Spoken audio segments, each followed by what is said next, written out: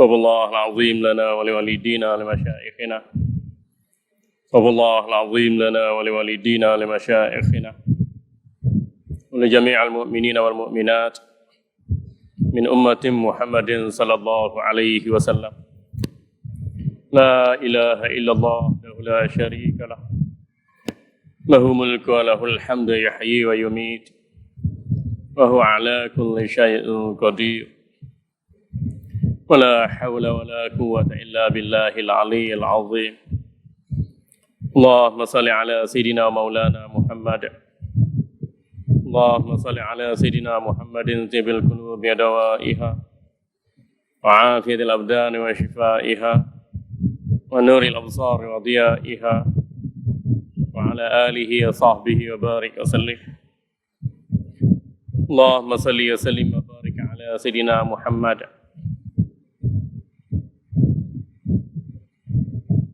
قد ضاقت حيلتنا فأدركنا يا رسول الله بسم الله الرحمن الرحيم الحمد لله رب العالمين وبه نستعين على أمور الدنيا والدين اللهم صل وسلم وبارك على سيد المرسلين نبينا وحبيبنا وشفاعنا محمد وعلى آله وصحبه من سار على نهجه إلى يوم الدين سبحانك لا علم لنا إلا ما علمتنا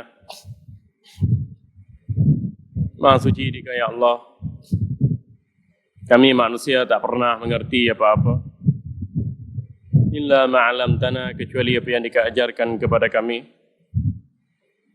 Innaka antal alimul hakim, sesungguhnya Dikau lah ya Allah yang maha mengetahui lagi maha bijaksana. Allah manfa'na bima 'allamtana ya Allah, berilah manfaat terhadap apa yang Dikau ajarkan kepada kami. Wa 'allimna ma yanfa'una, ajarkanlah sesuatu yang bermanfaat untuk hidup kami. Wa ja'alna mimman yastami'una al-qawla fayattabi'una ahsana, jadikanlah kami dari kalangan hamba-hamba-Mu yang mudah mendengar nasihat dan menerima bimbingan yang baik, dan berilah kekuatan kepada kami untuk melakukan amal ibadah yang terbaik. Wa ja'alna minar rasyidin, jadikanlah kami hamba-Mu yang sentiasa beroleh petunjuk. Walhamdulillahi rabbil alamin. Assalamualaikum warahmatullahi wabarakatuh. Yang saya muliakan saudara pengacara majelis, yang berbahagia Al-Fadhil Ustaz Muhammad Nur Salami bin Masri selaku pengurus Masjid As-Salam Puchong Perdana, yang saya kasihi sahabat saya Al-Fadhil Ustaz Muhammad Akhir, penolong pengarah bahagian pengurusan masjid Jabatan Agama Islam Selangor, merangkap ahli jawatan kuasa pengurusan Masjid Salam, barisan jawatan kuasa pengurusan Masjid Salam, Tuan-tuan Haji, Puan Hajah, para jemaah muslimin muslimat yang dirahmati Allah.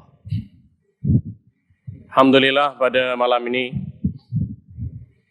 kita masih lagi diberikan subsidi dan disambung kontrak nyawa oleh Allah untuk hidup hingga 11 Rabiul Awal 1438 Hijriah. Mudah-mudahan limpah kurnia dan rahmat yang Allah kurniakan sentiasa menjadikan kita hamba Allah yang bersyukur. Syukur atas nikmat iman, syukur atas nikmat Islam, syukur atas nikmat persaudaraan. Mudah-mudahan Allah terima segala amal ibadat kita, dijauhkan kita daripada segala malapetaka dan bahaya, dan Allah jayakan hidup kita di dunia dan akhirat.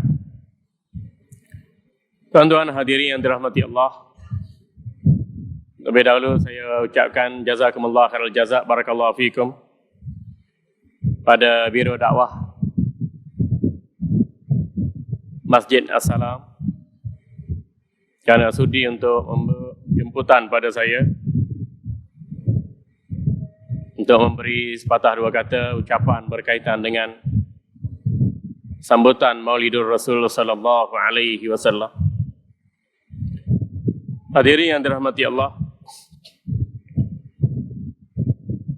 sebelum kita fokus kepada tajuk kita, tanggungjawab umat Nabi Muhammad sallallahu alaihi wasallam, kita perlu ada satu gambaran yang lengkap tentang Maulidun Nabi sallallahu alaihi wasallam. Maulidur Rasul atau Maulidun Nabi sallallahu alaihi wasallam ini kita sambut sepanjang tahun, dan ia merupakan hari-hari kebesaran Islam yang telah dipersetujui oleh jumhur ulama Islam, bermula daripada sambutan besar-besaran oleh Raja Irbil Iraq, iaitu Malik Muzaffaruddin Al-Kaukabri, yang merupakan adik ipar kepada pahlawan Islam terbilang Imam Salahuddin Al-Ayyubi. Beliau merupakan seorang raja yang alim, yang warak, yang saleh. Mengumpulkan para alim ulama dalam negeri dan luar negeri, menghimpunkan cerdik pandai, agamawan dan orang awam untuk sama-sama menyambut Maulidun Nabi sallallahu alaihi wasallam. Dan semenjak dari itu, upacara sambutan Maulidun Nabi sallallahu alaihi wasallam menjadi begitu meriah, popular, disambut saban tahun hinggalah ke zaman kita, alhamdulillah. Tuan-tuan hadirin yang dikasihi sekalian, kaedah ada menyebut al-hukmu ala syai'in far'un an tasawwurihi. Memutuskan hukum terhadap sesuatu perkara memerlukan gambaran yang jelas kepada pernyataan hukum berkenaan. Jadi ringkasnya, untuk kita nak kata sesuatu hukum, wajib, sunat, harus, haram, makruh, kita perlu ada gambaran yang jelas terhadap permasalahan berkenaan, dan gambaran yang jelas itu membantu kita memahami latar belakang sesuatu permasalahan, sekaligus membantu kita untuk memutuskan hukum yang sebenar di atas permasalahan yang berlaku. Begitu juga bila kita nak tahu tentang hukum menyambut Maulidur Rasul sallallahu alaihi wasallam, Isra dan Mi'raj, doa awal tahun, doa akhir tahun, atau lain-lain hari kebesaran Islam, kita perlu jelas dengan latar belakang permasalahan berkenaan. Hadirin yang dirahmati Allah, Maulidun Nabi sallallahu alaihi wasallam ini kita artikan sebagai hari keputeraan ke bawah junjungan mulia kekasih kita, Nabi kita, sebaik-baik makhluk, Nabi Muhammad sallallahu alaihi wasallam. Kalau kita sebut Maulidu, ia bermaksud dengan 3 definisi. Maulidu merujuk kepada isim zaman. Maulidu merujuk kepada ismul makan. Maulidu juga merujuk kepada masdar. atau kata nama terbitan. Baik, kita pergi satu-satu supaya kita mudah faham. Maulidu dengan pengertian ismul zaman merujuk kepada masa, yakni masa kelahiran baginda sallallahu alaihi wasallam. Kebanyakan ulama termasuk Imam Nawawi dan Imam Rafi'i memilih 12 Rabiul Awal, hari Isnin lepas subuh, bersamaan dengan 24 April 571 Masihi, tahun gajah, adalah hari atau masa kelahiran Nabi kita Muhammad sallallahu alaihi wasallam. Ada jangka masa yang lain kelahiran Nabi sallallahu alaihi wasallam tu. Ada yang kata 9, ada yang kata 12, ada yang bagi tarikh lahir. Kita boleh rujuk dalam kitab-kitab sirah tentang jangka masa kelahiran atau keputeraan baginda sallallahu alaihi wasallam. Namun Syekhul Mazhab Imam Nawawi dan Imam Rafi'i memilih 12 Rabiul Awal tahun gajah adalah jangka masa kelahiran atau keputeraan baginda Muhammad sallallahu alaihi wasallam. Dan kerajaan Malaysia juga telah memilih 12 Rabiul Awal sebagai satu kalender rasmi sambutan keputeraan Duli Yang Maha Mulia Seri Paduka Baginda yang di-Pertuan Agung Jin dan Manusia, kekasih kita dunia akhirat, Nabi kita Muhammad sallallahu alaihi wasallam. Itu pengertian maulidu dengan maksud ismuz zaman. Pengertian yang kedua, maulidu dengan maksud ismul makan, yakni merujuk kepada tempat kelahiran baginda sallallahu alaihi wasallam, iaitu di rumah Abu Yusuf yang hari ini Arab Saudi buat perpustakaan awam di Makkah Al-Mukarramah. Perpustakaan awam tu dulunya adalah dimiliki oleh Abu Yusuf, salah seorang dari jajaran silsilah baginda sallallahu alaihi wasallam. Jadi kalau kita buat haji, buat umrah, pergi Mekah, di bersebelahan dengan tandas Masjidil Haram itu ada satu perpustakaan awam. Di situlah tempatnya baginda sallallahu alaihi wasallam dilahirkan. Satu lagi maksud maulidu ialah merujuk kepada masdar. Masdar dalam bahasa Melayu diartikan sebagai kata nama terbitan. Jadi maulidu merujuk kepada masa dilahirkan, maulidu merujuk kepada tempat dilahirkan, maulidu juga digunakan sebagai masdar atau kata nama terbitan, iaitu kelahiran, atau bahasa yang kita gunakan ialah keputeraan junjungan yang mulia Nabi kita Muhammad sallallahu alaihi wasallam. Kesimpulannya, kata maulidu itu boleh diartikulasikan dengan 3 maksud. Bukan sekadar tempat lahir Nabi sallallahu alaihi wasallam, waktu lahir Nabi sallallahu alaihi wasallam, bahkan bila disebut kelahiran atau keputeraan, ia merujuk pada keputeraan baginda Muhammad sallallahu alaihi wasallam. Hadirin yang dirahmati Allah, kadang-kadang kita dengar istilah maulud juga turut disebut.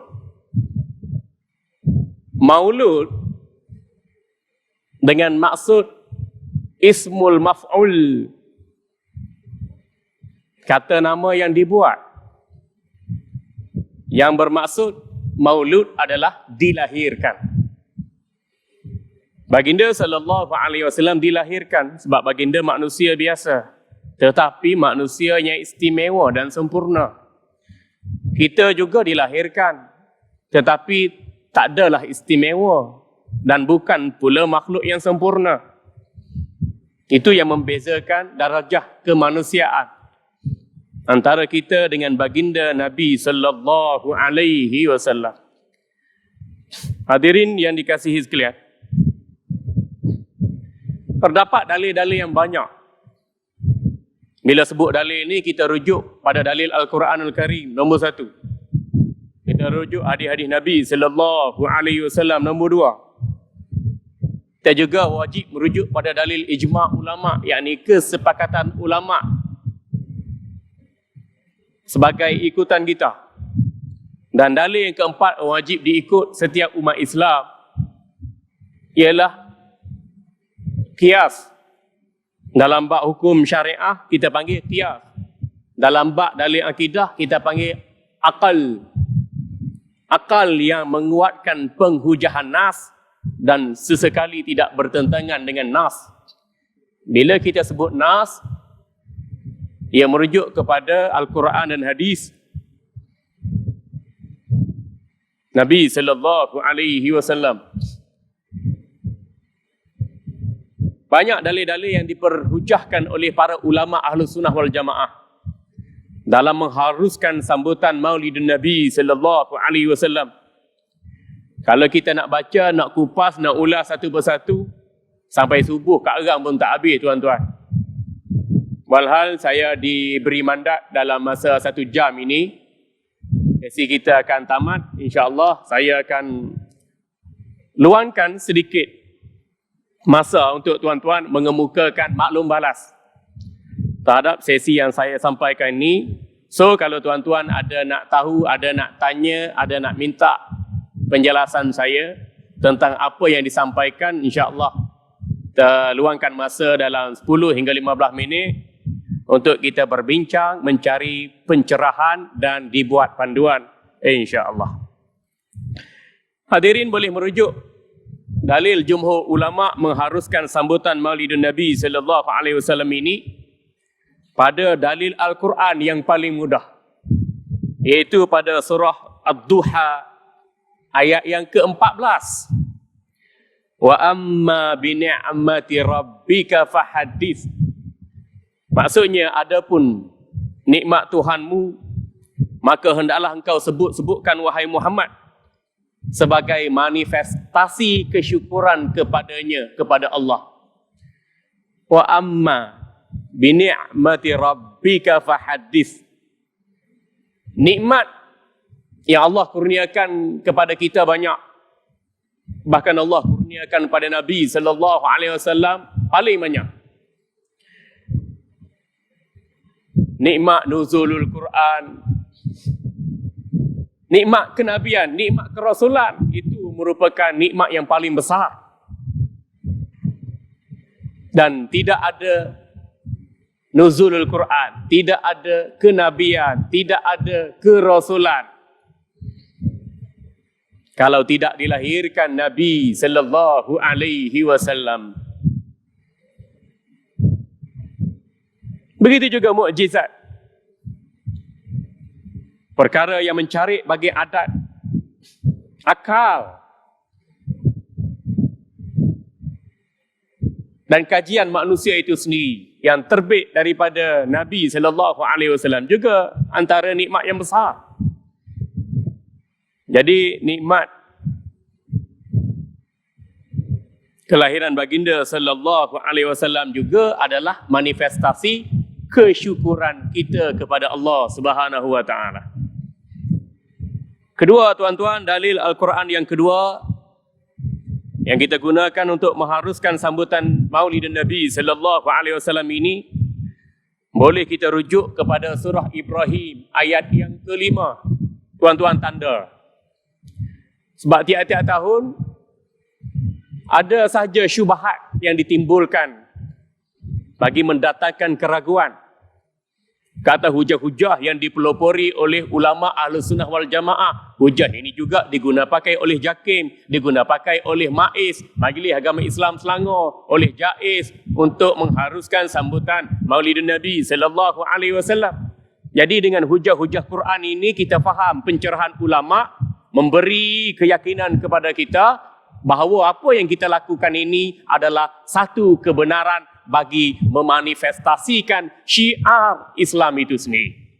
Hujah yang pertama tadi surah Duha ayat yang ke-14. Hujah yang kedua surah Ibrahim ayat yang ke-5. Firman Allah Subhanahu wa taala, "Walaqad arsalna Musa biayatina an akhrij qaumaka minadh dhulumati ilan nur wa dzakkirhum biayyamillah inna fi dzalika laayatin likulli sabarin syakur." Maksudnya, sesungguhnya kami telah mengutuskan Nabi Musa alaihissalam dengan membawa mukjizat-mukjizat dari kami. Lalu kami berfirman kepadanya, kepada Musa alaihissalam, "Wahai Musa, hendaklah dikau mengeluarkan umatmu dari kegelapan kekufuran kepada cahaya iman. Dan ingatlah Musa kepada umatmu dengan hari-hari Allah. Sesungguhnya yang demikian itu mengandungi tanda-tanda yang menunjukkan kekuasaan Allah Subhanahu wa taala bagi orang-orang yang kuat bersabar dan lagi kuat bersyukur." Kita tengok wajah istidlal, cara pendalilannya kepada wazakirhum biayyamillah. Wahai Musa, ingatkanlah kaummu dengan hari-hari Allah. Yang dimaksudkan dengan hari-hari Allah di sini, menurut Syekh Atiyah Saqar, dalam pernyataan yang dibuat di website islamiccouncil.com, Syekh Atiyah Saqar mengatakan, ulama tafsir menafsirkan maksud wazakirhum biayyamillah, ingatlah dengan hari-hari Allah di sini, supaya kaum Nabi Musa mengingati suka duka jatuh maju perjuangan dakwah Nabi Musa alaihissalam dan memperingati segala nikmat yang dilimpahi Allah ke atas mereka. Dan di antara nikmat agung itu ialah kelahiran Nabi Muhammad sallallahu alaihi wasallam. Jadi Nabi Musa alaihissalam diajar oleh Allah untuk ingat suka duka jatuh bangun perjuangan dakwah menentang Fir'aun. Allah selamatkan mereka daripada serangan bunuh Fir'aun alaihissalam. Dan bila kaumnya diingati oleh Musa, kaumnya bersyukur kepada Allah. Dan dimaksudkan di sini bagaimana Syekh Atiyah Saqar sebut, antara nikmat bersyukur kepada Allah ialah keputeraan Nabi kita Muhammad sallallahu alaihi wasallam. Macam kita sekarang. Kita bersyukur ada rumah, ada kereta, ada isteri, ada kerja, ada harta, ada segala-galanya. Kalau kita tak dilahirkan ke muka bumi, tak adalah kehidupan. Tak adalah segala-gala apa yang ada di tangan kita. Itulah kiasan yang mudah untuk kita fahami bersama. Hadirin yang dirahmati Allah. Hujah kita yang ketiga ialah kita merujuk kepada firman Allah Subhanahu wa taala di dalam surah Al-Anbiya ayat 107. Balik lepas ni boleh buat homework. Sama ada Ustaz Zamihan bercakap benar atau bercakap salah ataupun menipu, mengelak. Tuan-tuan rujuk pada surah Al-Anbiya ayat 107. Wa ma arsalnaka illa rahmatan lil alamin. Tidak kami utuskan dikau wahai Muhammad melainkan untuk menjadi rahmat bagi sekalian alam. Bagaimana Allah nak utus Nabi sallallahu alaihi wasallam sebagai rasul?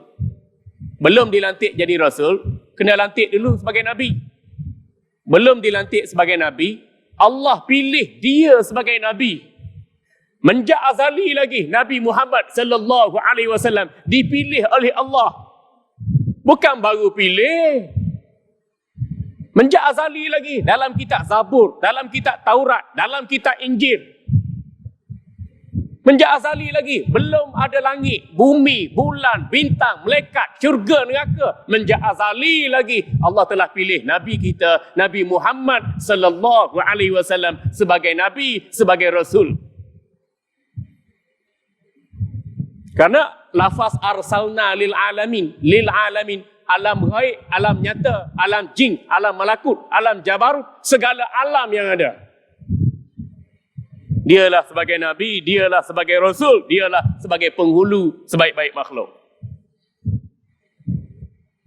Surah apa tadi? Surah Al-Anbiya ayat 107. Imam Sya'rawi, seorang ulama dan wali Allah dari Mesir, mengatakan bahawa jika setiap kejadian tidak bernyawa bergembira dengan kelahiran baginda sallallahu alaihi wasallam, seperti tumbuh-tumbuhan, semua binatang, semua malaikat, semua jin Islam bergembira di atas kelahiran baginda sallallahu alaihi wasallam, mengapa hendak dihalang kita untuk bergembira dengan keputeraan Nabi Muhammad sallallahu alaihi wasallam? Semua makhluk gembira, kenapa kita tak gembira dengan kelahiran baginda sallallahu alaihi wasallam? Kalau makhluk binatang, makhluk tumbuhan bergembira, mengapa kita dilarang untuk bergembira dengan kelahiran baginda sallallahu alaihi wasallam? Tumbuhan, binatang bukan ada akal pun. Sedangkan kita, laqad khalaqnal insana fi ahsani taqwim, ada akal, ada iman, ada Islam, lebih layak untuk kita gembira dengan kelahiran baginda sallallahu alaihi wasallam. Hadirin muslimi yang dirahmati Allah. Hujah seterusnya kita boleh rujuk kepada firman Allah Subhanahu wa taala surah Al-A'raf ayat 157. Surah Al-A'raf ayat 157. Yang ada Android, yang ada telefon boleh buka tengok. Ayat tu betul tak Ustaz Zamihan baca dengan maksudnya sekali? Atau main cakap-cakap kosong je? Tengok. Allazina yattabi'una ar-rasulan nabiyyal ummi allazi yajidunahu maktuban 'indahum fit Taurati wal Injil ya'muruhum bil ma'rufi wa yanhahum 'anil munkar wa yuhillu lahumut tayyibati wa yuharrimu 'alaihimul khaba'ith wa yada'u 'anhum israhum wal aghlal allati kanat 'alaihim fallazina amanu bihi wa 'azzaruhu wa nasaruhu wattaba'un nura allazi unzila ma'ah ulaika humul muflihun. Sadaqallahul azim. Iaitu orang-orang yang mengikut Rasulullah sallallahu alaihi wasallam. Rasulullah sallallahu alaihi wasallam selaku nabi yang ummi, yang tak erti baca, tak erti menulis. Yang mereka dapati tertulis namanya dan sifat-sifat Nabi sallallahu alaihi wasallam dalam Taurat. Dalam kitab Taurat telah ditulis nama Nabi kita Muhammad sallallahu alaihi wasallam akan lahir nabi di akhir zaman. Namanya dan sifatnya ditulis. Dan Injil, dalam kitab Injil, kitab Taurat Allah beri pada siapa? Pada Nabi Musa alaihissalam. Kitab Injil Allah beri pada siapa? Pada Nabi Isa alaihissalam. Dalam kitab Taurat, dalam kitab Injil, Allah tulis nama Nabi kita Muhammad sallallahu alaihi wasallam. Bukan tu saja, sifat-sifat dia, bukan sekadar nama, sifat-sifat Nabi sallallahu alaihi wasallam pun ditulis. Jadi Bani Israel sama ada di bawah pimpinan Nabi Musa alaihissalam melalui Taurat tahu. Bani Israel sama ada di bawah pimpinan Nabi Isa alaihissalam melalui Injil pun tahu tentang sifat dan petanda itu. Ini bukan kita merujuk pada Injil, kita merujuk kepada Al-Quran surah Al-A'raf. Ayat berapa? Ayat 157. Ia menyuruh mereka, apa bidang tugas Nabi sallallahu alaihi wasallam tu? menyuruh mereka, menyuruh orang yang beriman dengan Nabi sallallahu alaihi wasallam tu perkara-perkara baik. Ya'muruhu bil ma'ruf wa yanhahum 'anil munkar. Suruh benda baik, cegah benda mungkar, benda keji. Wa yuhillu lahum at-tayyibat. Baginda sallallahu alaihi wasallam menghalalkan bagi mereka makanan, minuman, pakaian, kegunaan, benda-benda yang baik. Benda-benda yang halal. Wa yuharrimu 'alaihimul khaba'ith. Dan mengharamkan bagi umat Islam benda-benda yang keji, benda-benda yang buruk. Wa yada'u anhum israhum. Dan baginda sallallahu alaihi wasallam menghapuskan dari mereka bebanan-bebanan, wal aghlal, dan belenggu-belenggu, allati kanat alaihim, yang ada pada mereka. Fallazina amanu bihi wa azzaru. Maka orang-orang yang beriman dengan Nabi sallallahu alaihi wasallam, beriman dengan Allah Subhanahu wa taala, memuliakannya, memuliakan Nabi sallallahu alaihi wasallam, juga menolongnya, wa nasaru, menolong Nabi sallallahu alaihi wasallam, serta wattaba'un nural ladzi unzila ma'ah, dan mengikuti cahaya keimanan yang dibawakan Al-Quran kepada Nabi sallallahu alaihi wasallam. Kalau beginilah orang Islam, kalau beginilah tanggungjawab kita bagi umat Nabi sallallahu alaihi wasallam, mana beriman dengan Allah, beriman dengan Nabi sallallahu alaihi wasallam, memuliakan Nabi sallallahu alaihi wasallam, menolong dakwah Nabi sallallahu alaihi wasallam, makan benda halal, tinggal benda haram, buat benda baik, cegah benda mungkar. Nescaya kita berjaya dunia dan akhirat. Yang ini disimpulkan oleh Allah Subhanahu wa taala sendiri bagi tahu kita. Wa ulaika humul muflihun. Inilah orang berjaya dunia akhirat. Jadi tuan-tuan, saya sendiri mengajak diri saya yang hina, banyak dosa, kurang pahala, jauh daripada Allah Ta'ala ni. Balik rumah kita hafal, kita baca ayat ni. Nak berjaya dunia akhirat, cukup satu ayat je. Jadi peringatan yang teras dalam kehidupan kita. Alhamdulillah. Jadi mudahnya istidlal kita, fallazina amanu bihi, orang-orang yang beriman dengan Allah. Wa azzaru, memuliakan Nabi sallallahu alaihi wasallam. Termasuk memuliakan Nabi, menolong Nabi, ialah mempertinggikan syiar kenabian, kerasulan baginda sallallahu alaihi wasallam, dan sambutan Maulidun Nabi sallallahu alaihi wasallam juga merupakan manifestasi syiar kenabian itu sendiri. Karena bila bulan Maulidun Nabi ni, kita ingat pada Nabi sallallahu alaihi wasallam, kita baca sirah Nabi sallallahu alaihi wasallam, kita teliti kitab-kitab Syama'il Muhammadiyah sallallahu alaihi wasallam. Kita baca sirah, kita baca sunnah, kita teliti Syama'il Muhammadiyah, menjadikan kita ingat, cinta, rindu, sayang pada baginda sallallahu alaihi wasallam tak berbelah bagi. Inilah tanggungjawab umat Nabi sallallahu alaihi wasallam yang paling utama. Tuan-tuan hadirin yang dirahmati Allah. Hingga dalam hadis yang sahih diriwayatkan Bukhari dan selainnya, baginda sallallahu alaihi wasallam bersabda, la yu'minu ahadukum hatta akuna ahabba ilaihi min walidihi wa waladihi wan nasi ajma'in. Tidak sempurna keimanan kamu. La yukmilu imana. Tidak sempurna keimanan kamu, sehingga aku ini lebih kamu cintai berbanding kedua ibu bapa kamu, berbanding anak cucu kamu, dan berbanding manusia keseluruhannya dalam hidupmu. Dalam riwayat yang sahih juga disebutkan bahawa pada suatu hari Sayyidina Umar menyatakan pada Nabi sallallahu alaihi wasallam, wahai Rasulullah sallallahu alaihi wasallam, aku ini menyintai dirimu melebihi segala-galanya kecuali diriku. Lalu baginda sallallahu alaihi wasallam menegur Sayyidina Umar Al-Khattab radhiyallahu anhu bahawa, wahai Umar, kamu hendaklah berkata,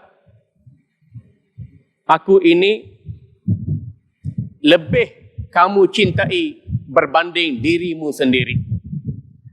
Lalu Umar mengulangi sabda Nabi sallallahu alaihi wasallam, wahai Rasulullah, aku ini lebih menyayangi dirimu berbanding diriku sendiri. Nabi kata, mulai sekarang wahai Umar, begitulah kenyataanmu. Maksudnya apa tuan-tuan? Maksudnya, kesempurnaan iman itu ada bila mana kita mengasihi dan menyintai Nabi sallallahu alaihi wasallam berbanding segala sesuatu. Sama ada sayang pada isteri, sayang pada kereta, sayang pada rumah, sayang pada harta, sayang pada parti, sayang pada anak cucu, anak menantu, anak hantu. Segala-galanya tidak boleh dibanding dengan kecintaan kita kepada Nabi sallallahu alaihi wasallam, kerana kecintaan pada Nabi adalah syarat kesempurnaan iman.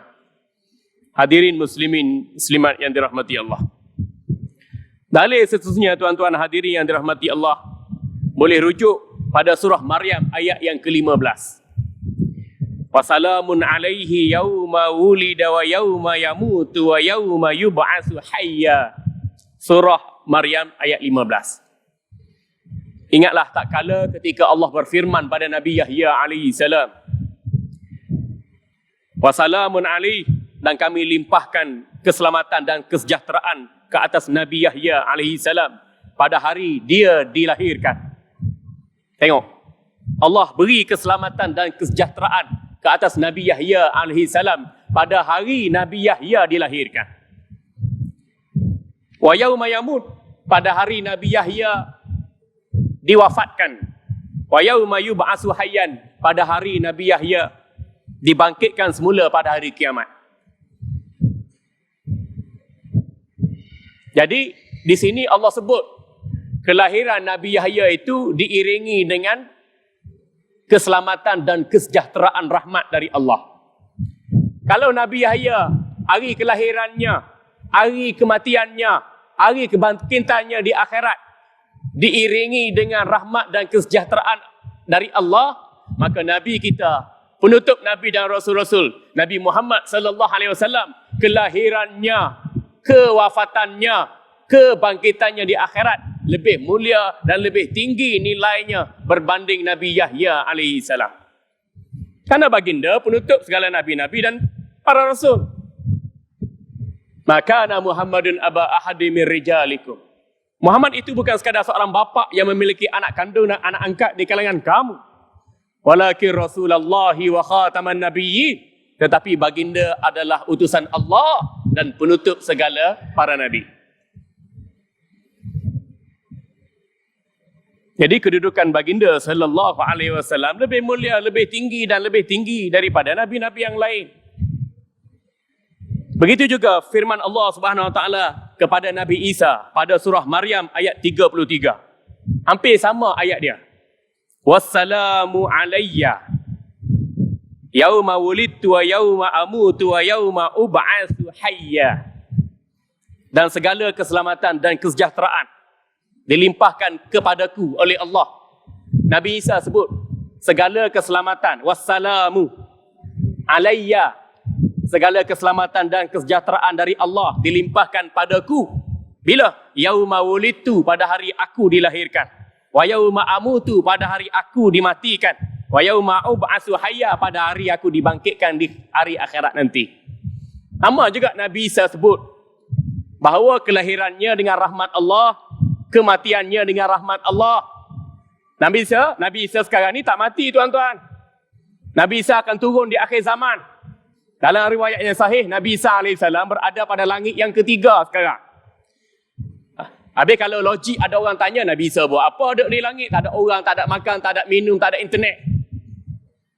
Kita jawab balik, Nabi Isa diangkat oleh Allah ke langit dengan rahmat Allah. Rahmat Allah lebih luas, lebih tinggi nilainya berbanding apa yang kita fikir, berbanding apa yang kita ada, berbanding apa yang kita rasa.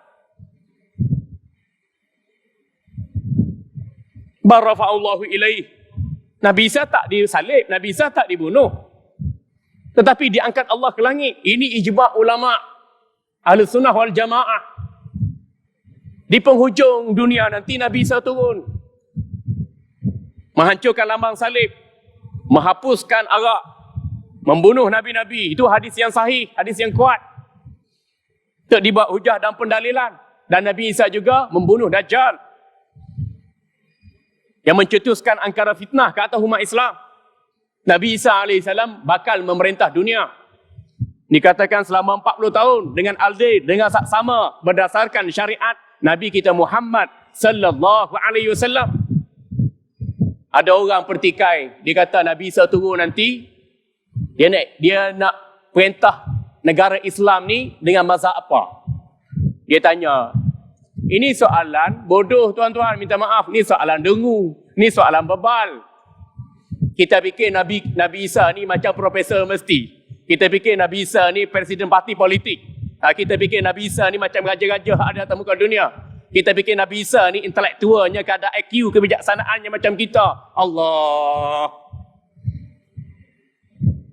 Dalam hadis yang banyak disebutkan, Nabi Isa turun memerintah dunia dengan syariat Nabi sallallahu alaihi wasallam. Tadi syariat Nabi sallallahu alaihi wasallam tak kira lah ikut jajaran fiqh, mazhab Hanafi, mazhab Syafi'i, mazhab Maliki, mazhab Ambali, tak menjadi masalah pada Nabi Isa alaihi salam. Karena itu adalah keluasan mazhab baginda sallallahu alaihi wasallam. Soalan itu tak perlu ditanya. Kalau nak tanya, kalau siapa berani nak tanya, bila Nabi Isa turun nanti, dia sendiri pergi tanya. Nabi Isa alaihi salam. Berani. Tapi tak tahulah umur kita ni sampai ke bila. Hingga kita tak boleh jamin nyawa kita sampai ke esok hari atau ke subuh nanti. Pun begitu. Realitinya yang perlu kita terima. Mak ada nyawa kita sampai esok hari atau kita sempat bertemu dengan Nabi Isa atau Imam Mahdi sebagai tentera Islam di akhir zaman, itu diserahkan pada Allah. Kenapa? Tragedi akhir zaman ini, kesudahannya kemunculan Imam Mahdi dan tentera panji hitam. Ini bukan tentera militan IS yang ada di Iraq sekarang. Mereka bukan tentera panji hitam. Tentera Imam Mahdi yang membantu Nabi Isa AS. Akhirnya Nabi Isa bunuh babi, bunuh Dajjal, hancurkan lambang salib dan kembali menegak syariat Islam dengan Nabi kita Muhammad sallallahu alaihi wasallam. Perintah secara adil dan saksama dunia ni dikatakan selama 40 tahun. Alhamdulillah. Lepas itu baru Nabi Isa dimatikan oleh Allah Subhanahu Wa Taala. Jadi pada waktu lahir Nabi Isa dengan rahmat Allah, pada waktu matinya Nabi Isa penghujung zaman ini, hampir-hampir kiamat kubra dengan rahmat Allah, dan Nabi Isa dibangkitkan di akhirat bersama nabi-nabi lain pun dengan rahmat Allah. Kalau rahmat ini dititip kepada para nabi dan para rasul atau rasul ulul azmi, maka rahmat titipan, kurniaan, limpahan ini lebih utama untuk kelahiran baginda sallallahu alaihi wasallam, kewafatan baginda sallallahu alaihi wasallam, dan kebangkitan baginda sallallahu alaihi wasallam. Ini tuan-tuan kita boleh dapat daripada ayat-ayat suci Al-Quran. Manakala dari hadis pula kita boleh tengok dalam riwayat Ibnu Abbas radhiyallahu anhuma, qala summa lamma qadima an-nabiy sallallahu alaihi wasallam Madinata wajada al-yahuda yasumuna Ashura fasalu an zalika faqalu hadha yaumul ladzi azfara Allah fihi Musa wa bani Israil ala fir'auna wa nahnu nasumuhu ta'ziman lahu. Faqala Rasulullah sallallahu alaihi wasallam nahnu aula bi Musa minkum summa amara bisiyamih. Hadis ini tuan-tuan diriwayatkan oleh Imam Bukhari rahimahullah, nombor hadis 3727. Diriwayatkan oleh Imam Bukhari rahimahullah, nombor hadis 3727. Dan hadis ini juga diriwayatkan oleh Imam Muslim dalam Sahih Muslim dengan nombornya 1130. Imam Ibn Hajar Al-Asqalani ketika mengulas hadis ini membuat kesimpulan dua perkara utama. Yang pertamanya, Imam Ibn Hajar Asqalani menyebut bahawa Rasulullah sallallahu alaihi wasallam mengingati hari terselamatnya Musa alaihissalam bersama kaumnya daripada kekejaman Firaun yang ditenggelamkan di Lautan Merah. Baginda ingat hari keselamatan Nabi Musa ini, dan untuk menzahirkan kesyukuran, baginda berpuasa. Walaupun orang Yahudi puasa, baginda kata, nahnu aula bi Musa minkum. Wahai Yahudi, kamu puasa pada hari Ashura ni. Hari Ashura hari berapa? Hari 10 Muharram. Dah lepas dah. Kalau Tasu'ah 9 Muharram, Ashura 10 Muharram. Dah lepas dah. Nabi sampai di Madinah, jumpa dengan orang Yahudi. Orang Yahudi kata dia puasa hari itu, hari Ashura. Sebab apa? Sebab Allah selamatkan Nabi Musa dan kaumnya dari Firaun. Lalu Nabi SAW jawab, aku ni Nabi Muhammad dan orang Islam lebih utama untuk berpuasa sempena hari keselamatan Nabi Musa AS, sebab ajaran yang aku bawa dengan ajaran Nabi Musa bawa ni sama. Kamu orang Yahudi tak ikut sangat pun ajaran Nabi Musa AS. Cuma kamu ikut setengah-setengah aja. Jadi kami lebih utama untuk berpuasa pada hari selamatnya Nabi Musa AS.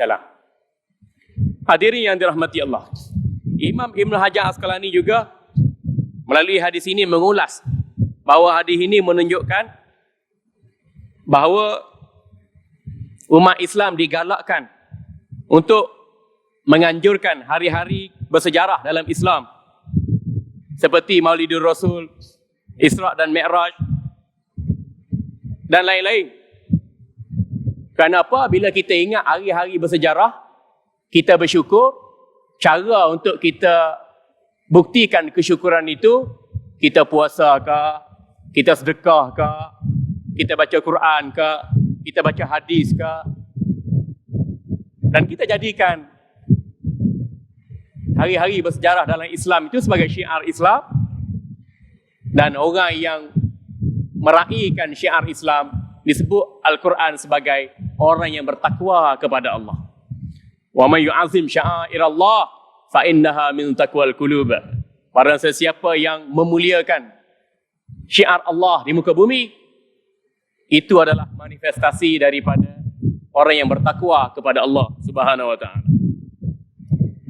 Jadi tuan-tuan hadirin, kalau kita sambut Maulidun Nabi sallallahu alaihi wasallam, kita ingat pada Nabi sallallahu alaihi wasallam, kita rindu pada Nabi sallallahu alaihi wasallam, juga merupakan kesyukuran kita kepada baginda sallallahu alaihi wasallam. Alah, kita kadang-kadang kita teringat hari kita bersunat. Tengok anak bersunat musim cuti sekolah, teringat kita bersunat. Anak kita bersunat sekarang dengan cara moden. Tak, kita dulu sunat dengan pisau. Duduk atas batang pisang. Masa saya lah dulu duduk atas batang pisang, tuan-tuan. Tok Mudin bawa pisau, asah dengan batu pengasah. Suruh serang. Tu tengok pisau bukan main besar. Ada kawan-kawan saya yang nakal lari. Lari sembunyi balik semak, lari sembunyi balik pokok, lari panjat pokok kelapa, lari sembunyi tepi sungai. Takut ni Tok Mudin duk asah pisau. Tok Mudin kata potong kotek. Bila potong kotek ni, mati dah kau. Tok Mudin mak melawak ya. Tapi kita masa tu umur 8 tahun, 7 tahun takut. Larilah. Kan? Wah, bukan nak potong keseluruhan kotek tu. Potong kulit sikit je, buang kulit. Kan? Tapi gurauan Tok Mudin tu kita ingat sampai ke tua. Jadi kita catat tarikh kita bersunat tahun berapa? Tahun 60, tahun 70, tahun 80. Kan? Tarikh kita kahwin kita ingat, tuan-tuan. Tapi macam saya ni tak berapa nak ingat tarikh kahwin. Kan? Tuan-tuan ingat tarikh kahwin.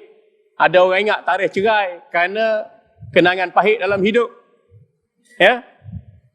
Ada orang ingat tarikh kerja. Tak ada masalah pun. Kita ingat. Ingatan tu menjadikan kita ni bersyukur kalau kita dapat nikmat. Ingatan tu menjadikan kita mendapat pengajaran dan pelajaran kalau ia sesuatu yang memberi kepahitan pada hidup kita. Alhamdulillah tuan-tuan. Tuan-tuan hadirin, dalil hadis yang kedua, kita rujuk kepada Sahih Muslim. Hadis bernombor 1977.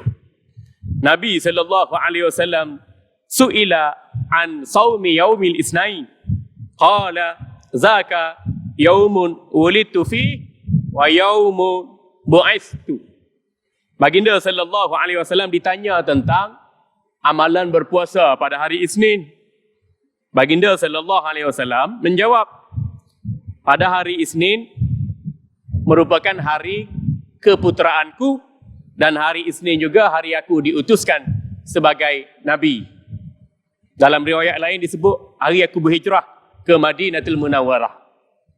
Dalam riwayat lain disebut hari aku diberi wahyu oleh Allah Subhanahu wa taala. Wajah istidlal, cara kita ambil dalil di sini buat hujah pada kita ialah terujuk kepada alim ulama Ahlussunnah wal Jamaah, iaitu Sayyid Muhammad bin Alawi Al-Maliki, seorang ulama Ahlussunnah wal Jamaah almarhum, dari keturunan Rasulullah sallallahu alaihi wasallam dan bermastautin di Makkah Al-Mukarramah. Dia kata apa?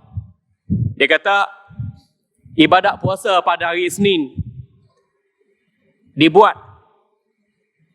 bersempena dengan sebab tertentu, iaitu baginda sallallahu alaihi wasallam mensyukuri dan mengingati hari kelahiran baginda sallallahu alaihi wasallam pada 12 Rabiul Awal tahun Gajah, yang mana hari kelahiran baginda itu jatuh pada hari Isnin. Jadi untuk mensyukuri kelahiran baginda sallallahu alaihi wasallam pada tahun Gajah, yang mana dalam masa yang sama dekat-dekat dengan tarikh itu, Abrahah bawa tentera bergajah nak serang Mekah, nak acur Mekah. Jadi baginda bersyukur atas kelahiran, keselamatan dan rahmat yang besar daripada Allah Subhanahu wa taala, pelihara Mekah dan pelihara baginda sallallahu alaihi wasallam dari keturunan Quraisy. Maka baginda berpuasa pada hari Isnin.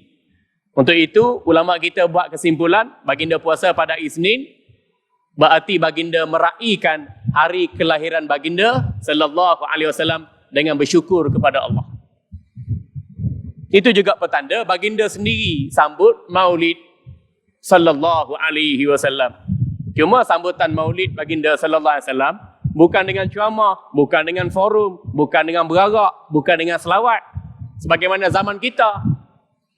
Baginda sambut keputeraan baginda dengan berpuasa pada hari Isnin. Persamaan di mana? Kita sambut Maulidun Nabi, baginda bersyukur pada kelahiran baginda dengan rahmat Allah yang besar. Kita juga sambut kelahiran Nabi sallallahu alaihi wasallam dengan bersyukur pada Allah kerana Allah melahirkan seorang nabi yang memberi cahaya keimanan dan ketakwaan pada kita, memandu kita dari dunia sampai akhirat.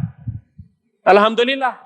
Cuma cara kita nak bersyukur tu, baginda puasa, kita pun puasa. Kalau baginda puasa wajib, kita puasa sunat. Baginda tahajud wajib, kita tahajud sunat. Ya? Ada orang sambut Maulidun Nabi dengan solat duha atau solat-solat sunat yang lain. Ada orang sambut Maulidun Nabi dengan baca Quran, sekian-sekian ayat, sekian-sekian surah, sekian-sekian banyak. Ada orang sambut Maulidun Nabi dengan selawat, dengan marhaban, dengan berzanji, dengan ceramah, dengan seminar, dengan forum, dengan berarak, tak ada masalah tuan-tuan.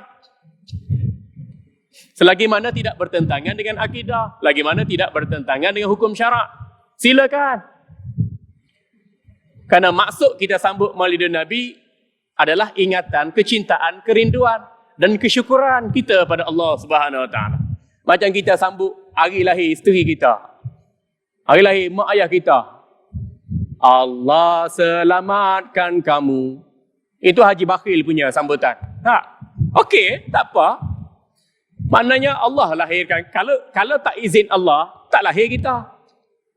Tak ada hak jenis keguguran, anak dalam perut, mati dalam perut, darah seketul, darah setokor, ada lahir tak cukup sifat, ada lahir kemudian meninggal dengan sebab komplikasi pada badan dan penyakit-penyakit yang sukar dirawat.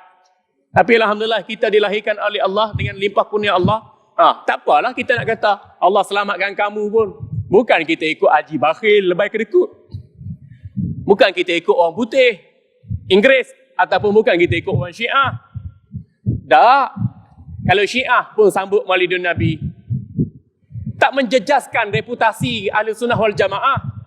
Kita rujuk Al-Quran, ayat-ayat yang kita bacakan tadi. Kita rujuk hadis, hadis-hadis yang sahih yang kita bacakan tadi. Kita juga rujuk pada pendapat alim ulama Ahli Sunnah wal Jamaah. Bukan ratus, bukan ribu, bahkan jutaan ulama yang membenarkan sambutan Maulidun Nabi. Dan pandangan jutaan ulama ini diaplikasi pula oleh pihak autoriti agama. Majlis Agama Islam Selangor benarkan, Jabatan Agama Islam Selangor benarkan, Jabatan Mufti Selangor fatwa mengharuskan. Jadi sepatutnya tidak ada keraguan bagi kita untuk menyambut acara ini. Alhamdulillah. Justru gitu, kita duk soal, kita duk bergaduh, kita duk menentang, duk balah buat apa tuan-tuan. Benda remeh ni, benda mudah je kita nak faham. Tak tahu dalil, kita rujuk pada alim ulama. Alhamdulillah. Patut perkara ini tak patut untuk kita katakan bid'ah ke, sesat ke, haram ke, atau kita nak hujah Nabi tak buat benda ni. Kerana at-tarku la yuntiju hukman. Kaedah menyebut apa yang Nabi tinggal, ia tak menjadi hukum pun. Dalam kaedah yang lain disebutkan at-tark la yadullu ala tahrimi. Apa yang Nabi tinggalkan tak semestinya hukumnya menjadi haram. Kadang Nabi tinggalkan makruh, kadang Nabi tinggalkan sunat, kadang Nabi tinggalkan sebab ia sesuatu yang harus. Kadang Nabi tinggalkan memang ia perbuatan yang haram.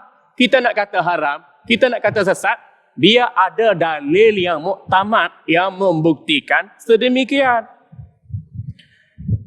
Hak paling mudah tuan-tuan, kalau tidak ada dalil mewajibkan kita sambut Maulidur Rasul. Tidak ada pula dalil yang melarang. Tak ada dalil wajib, tak ada dalil yang mengharamkan. Artinya sambutan itu adalah hak harus. Alhamdulillah. Kalau kita sambut Maulidun Nabi untuk ingat pada Nabi, untuk sayang pada Nabi, untuk cinta pada Nabi, itu adalah sesuatu yang sunat. Ya? Untuk ingat pada Nabi, untuk sayang pada Nabi, untuk cinta pada Nabi sallallahu alaihi wasallam, sunat. Ya? Beriman pada Nabi sallallahu alaihi wasallam hukumnya wajib. Ini mudah tuan-tuan, mudah. Lepas kita orang awam ni, jangan kita melibatkan diri dengan perbezaan pendapat yang mengundang titik bengik yang kompleks di kalangan umat. Mudahnya tuan-tuan di Selangor ni, rujuk Jabatan Mufti Selangor, Majlis Agama Islam Selangor yang buat dasar. Dan saya salah seorang daripada ahli MAIS, ahli Majlis Agama Islam Selangor. Dan panel tauliah mengajar agama di negeri Selangor. Minta maaf tuan-tuan, Tuanku Sultan Selangor, Yang Mulia Tuanku Sultan Selangor, menitahkan bahawa Tuanku tak benarkan ajaran Wahabi, ajaran Syiah diajar atau disebar di negeri Selangor. Jadi kewajipan kita ajar dan sebar ajaran Ahlus Sunnah wal Jamaah. Dalam masa yang sama, kita beri pencerahan terhadap penyelewengan ajaran Wahabi atau Syiah atau liberal. Jadi kalau kita dapati sumber ilmu daripada Ahlus Sunnah wal Jamaah, masalah ini kita boleh faham dan kita boleh hadam. Alhamdulillah. Hadirin yang dirahmati Allah. Banyak lagi dalil-dalil yang lain tuan-tuan hadirin yang dikasihi sekalian. Jadi kalau nak disebutkan satu persatu, tu saya kata tadi, sampai subuh pun tak habis. Dalil yang saya sebutkan tadi dekat 10 dalil, dalil Quran, dalil hadis. Dan kalau kita teliti, lebih 40 negara Islam di dunia sekarang, lebih 40, merayakan sambutan Maulidun Nabi sallallahu alaihi wasallam. Yang tak sambut Maulidun Nabi ini 2 negara aja. Arab Saudi dan Qatar.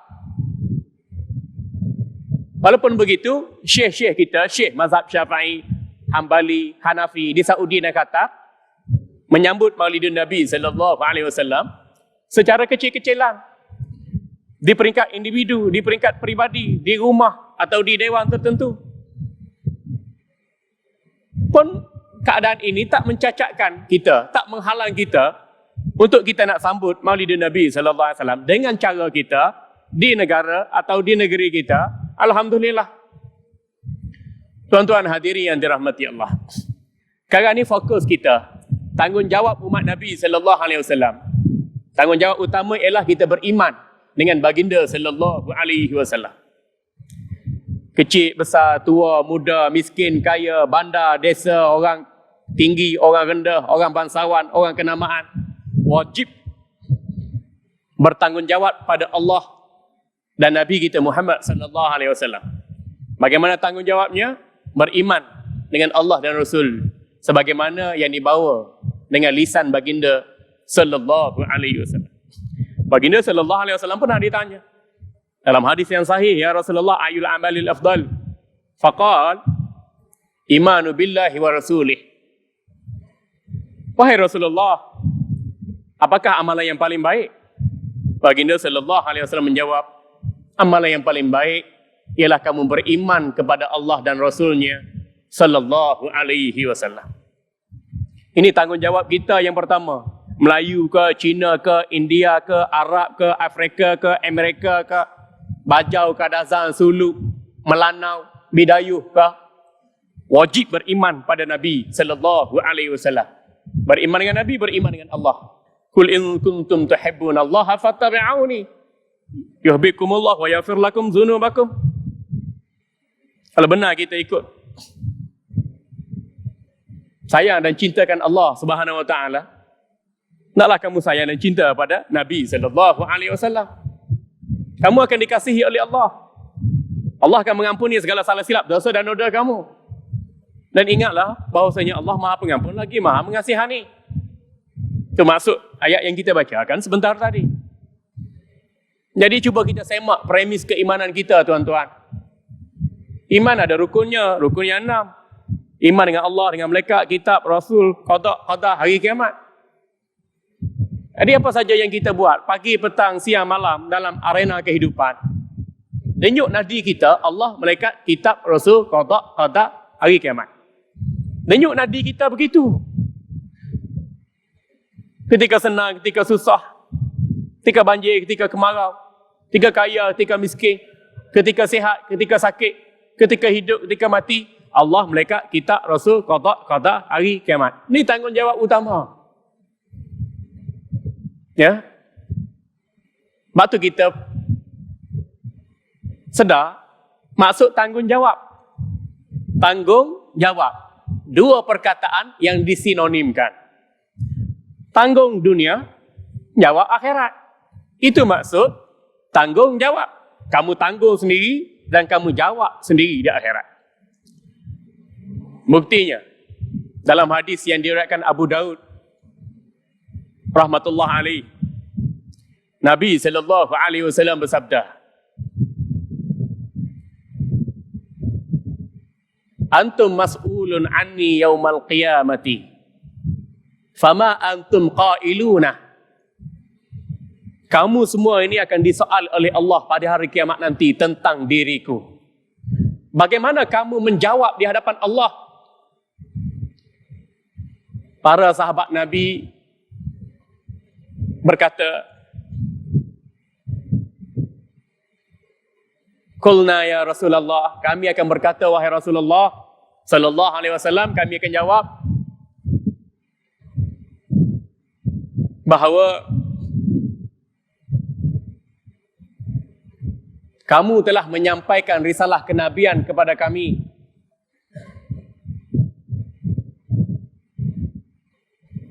Menasihati kami dan telah membimbing kami ke jalan yang benar. Nashhadu annaka qad ballaghta wa addaita wa nasahta. Kami bersaksi di hadapan Allah di hari kiamat nanti, wahai Rasulullah sallallahu alaihi wasallam, bahawa kamu telah menyampaikan risalah kenabian kamu kepada kami, telah menasihati kami dan membimbing kami ke jalan yang benar. Jadi tanpa iman, tuan-tuan, tak ada harga hidup kita. Sebab iman itu tanggungjawab. Kalau kita tak tanggung iman dalam hati, tak tanggung iman dalam kehidupan, bagaimana nak jawab dan tanggung di akhirat? Artis selebriti kita kata, lu fikirlah sendiri. Apa? Lu fikirlah sendiri. Maksudnya apa tuan-tuan? Saya fikir tentang tanggungjawab saya, keimanan saya. Tuan-tuan fikir tentang tanggungjawab tuan-tuan dan keimanan tuan-tuan. Bukan kita saja, anak isteri macam mana? Ku anfusakum wa ahlikum nara. Anak isteri macam mana? Dalam neraka tu bahan bakar dia batu-batu berhala dan manusia. Batu berhala objek sembahan dianggap sebagai Tuhan. Manusia hak kufur pun dibakar dengan batu berhala tu juga. Jadi prihatinlah tuan-tuan. Tanpa iman kita tak ada nilai. Tanpa iman kita gagal mengurus kehidupan. Tanggungjawab kita yang kedua, berilmu tuan-tuan. Kena cari ilmu. Belajar akidah Ahlussunnah wal Jamaah. Bila betul akidah, betul fikiran, kita boleh mengurus kehidupan dengan iman. Kalau tak betul akidah, menyeleweng pemikiran, menyeleweng kehidupan, kita jauh daripada cahaya keimanan. Akidah Ahlussunnah wal Jamaah mudah. Asy'ariyah, Maturidiyah dalam bidang akidah. Dalam bidang fiqh, mazhab kita mazhab syar'i. Kita meraihkan mazhab muktabar yang lain. Yang menguruskan hukum hakam Jabatan Mufti Negeri Selangor.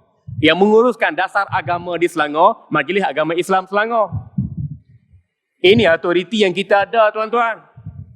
Kita kena ikut fatwa kita, negeri kita. Jangan kita ikut fatwa Mufti Pasir Berdengung pula. Jangan kita ikut fatwa Mufti Pasir Dua Butir pula. Rusak fahaman kita, rusak agama kita, rusak negeri dan negara kita tuan-tuan. Ini penting, kelestarian fahaman Ahlussunnah wal Jamaah. Akidah Asy'ariyah dan Maturidiyah, hak kita mengaji kitab-kitab kuning, kitab-kitab akidah Faridatul Faraid, Risalatul Tauhid, Durrus Samin, Aqidatun Najin, Aqaid Nasafiyah, Matan Ummu Barahim, Imam Suyuti, Imam Sanusi dan lain-lain karangan ulama. Yang hak mudahnya kita mengaji sifat 20. Hak 20 tu sifat wajib bagi Allah. Wujud kita bakat mukhalafatu ta'ala lil hawadith yamuh bi nafsi wa dani yakudra irada ilmu hayy sangat bahasa kalam kaunu qadiran muridan aliman hayyan sami'an basiran mutakalliman. Kalau kita nak anggap dia Tuhan sebenar, ia bersifat dengan sifat kesempurnaan. Sifat kesempurnaan bagi Allah ni banyak. Tak ada dulu, tak ada kemudian, tak terhitung dengan kiraan banyaknya. Cuma induk akal kita boleh terima kalau dia Tuhan yang agung, sifat kesempurnaannya secara asas ada 20 sifat. Lepas tu kita panggil sifat 20. Bukan menghakkan sifat 20, tak. Asas untuk kita nak kata dia Tuhan agung, ia bersifat dengan 20 sifat kesempurnaan. Bertentangan dengan sifat kesempurnaan ni ialah sifat mustahil bagi Allah. Ada 20 juga jadi 40. Sifat mustahil bagi Allah. Mustahil Allah tak ada. Mustahil Allah baru ada. Mustahil Allah hancur, hilang, binasa. Mustahil Allah tidur, mengantuk. La ta'khuzuhu sinatun wala naum. Mustahil Allah menyerupai makhluk. Mustahil Allah duduk atas arash. Mustahil Allah duduk atas langit. Mustahil Allah bergerak atas, bawah, kiri, kanan, depan, belakang. Ya. Ni 20 sifat mustahil bagi Allah. Satu lagi sifat harus bagi Allah. Sifat mustahil 20. Sifat harus 1. Sifat wajib 20. Jadi 41. 41 tu kita kenal sifat yang asas bagi Allah, Tuhan yang sebenar. Berdasarkan logik akal. Logik akal ni menyokong keterangan nas. Nas tu ada dalam Quran. Nas tu ada dalam hadis. Jadi guna dalil Quran, guna dalil hadis, guna dalil akal, dan kita kenal Tuhan kita. Fa'lam annahu la ilaha illallah. Tuntutan ini ada pada surah Muhammad ayat 19.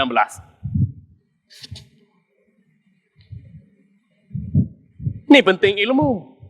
Setelah kenal Allah, kita dituntut kenal Nabi sallallahu alaihi wasallam bagi tujuan pemantapan akidah Ahlussunnah wal Jamaah. Kenal Nabi sallallahu alaihi wasallam cara peribadi. Dipilih daripada suku kaum Quraisy, Bani Hashim. Muhammad bin Abdullah bin Abdul Muttalib bin Hashim bin Abdul Manaf bin Qusah bin Kilab bin Murrah bin Ka'ab bin Lu'ay hinggalah pada bin Adnan. Adnan keturunan Nabi Ibrahim alaihissalam. Kita kenal fizikal Nabi SAW bila kita baca kitab Syama'il Muhammadiyah. Baginda wajahnya cantik, kulitnya comel, wajahnya bercahaya, matanya putih bersih, matanya hitam kehitaman, janggutnya lebat.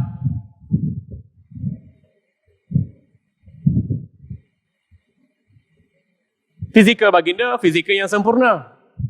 Dan jasad baginda tak dimakan tanah. Kalau kita selawat pada baginda, kita mengirimkan salam baginda, baginda menjawab tiap-tiap hari salam kita. Hatta kalau kita ke Madinatul Munawwarah pun baginda ada. Baginda ada. Jasad baginda tak dimakan tanah. Itu hadis yang sahih menyebutkan tu. Jasad kita tak tahulah. 7 hari itu dah pecah jadi busuk, jadi ulat lah. Na'udzubillah min zalik. Hadirin yang dirahmati Allah. Sifat wajib bagi Nabi ada 4. Siddiq, amanah, tabligh, fatanah. Bertentangan dengan 4 ni, sifat yang mustahil. Kalau siddiq, mustahil Nabi bohong, kazib. Amanah, Nabi sampaikan, mustahil Nabi khianat. Tabligh, Nabi sampaikan, mustahil Nabi kitman, Nabi sembunyi. Fatanah, Nabi kita cerdik, intelektualnya tinggi, orangnya bijaksana, berpandangan jauh. Sampai akhirat baginda memandang. Mustahil Nabi ni orang tak cerdik, Nabi ni lemah, Nabi ni dangkal, Nabi ni orang bodoh. Mustahil. Jadi 4 yang wajib, 4 yang mustahil, 1 yang harus. Sifat kenabian tu 9. Campur sifat ketuhanan Allah 41, 41 campur 9 jadi 50. Akidah kita atas paksi kalimah syahadah, akidah 50. Akidah teras Ahlus Sunnah wal Jamaah. Akidah 50 tu disimpulkan dengan jari yang 5. Ingat jari yang 5. Ingat akidah muslimin, la ilaha illallah tersimpul di atas akidah 50, paksi kekuatan akidah Ahlus Sunnah wal Jamaah. Selebihnya kita belajar benda sam'iyat, tak tengok dengan mata, tak rasa dengan lidah, tak sentuh dengan kulit, tak kaji dengan akademik, tak kaji dengan makna sains dan teknologi, tetapi kita dengar dalam Quran, kita dengar dalam hadis, kita terima, kita yakin, kita percaya benda gaib yang disebutkan oleh Allah. Zalikal kitabul la raiba fihi hudal lil muttaqin. Mudah je. Dosa, pahala, jin, manusia, malaikat, titian sirat, kolam kenabian, timbangan amalan, nikmat syurga, azab neraka. Benda ni ada. Manusia tak boleh fikir logik, manusia tak boleh kaji dengan makmal. Benda ni ada. Bahkan sebahagiannya Allah tunjuk sikit di dunia. Tengok barak, Allah tunjuk sikit di dunia. Mukjizat kenabian, Allah tunjuk sikit di dunia. Nak meyakinkan kita bahawa ajaran Islam, ajaran yang terbaik, ajaran yang paling benar. Tak ada agama lain, tuan-tuan. Minta maaf kalau saya kata Hindu bukan agama, Buddha bukan agama, Kristian bukan agama, Yahudi bukan agama. Ini kepercayaan manusia, sangkaan manusia. Inna dina indallah il Islam. Saya tak peduli, tuan-tuan, orang Hindu, orang Buddha, Kristian, orang politik nak kata saya chauvinis Melayu, nak kata saya resis, pedulilah. Bagi kita pegang pada Al-Quran. Lakum dinukum waliyadin. Al-yawma akmaltu lakum atmamtu alaikum nikmati wa raditu lakumul Islam madina. Allah redha satu-satunya Islam sebagai cara hidup kita. Ini beza antara agama, satu-satunya agama ialah Islam. Tak lain-lain itu ada kepercayaan, sangkaan, budaya manusia je. Ini yang kita kena faham, tuan-tuan. Cuma atas konsep masyarakat majmuk, berbilang kaum, budaya dan bangsa, maka untuk nak dikata menghormati agama lain, biarlah. Lakum dinukum waliyadin. Kalau mereka nak anggap mereka itu agama, mereka buatlah. Tunggu pun begitu, kita tetap dengan cara-cara dakwah kita, alhamdulillah. Justru, tuan-tuan, isu sekarang, ada segelintir elit politik yang mempertikaikan RUU A355. Itu tak sepatutnya berlaku.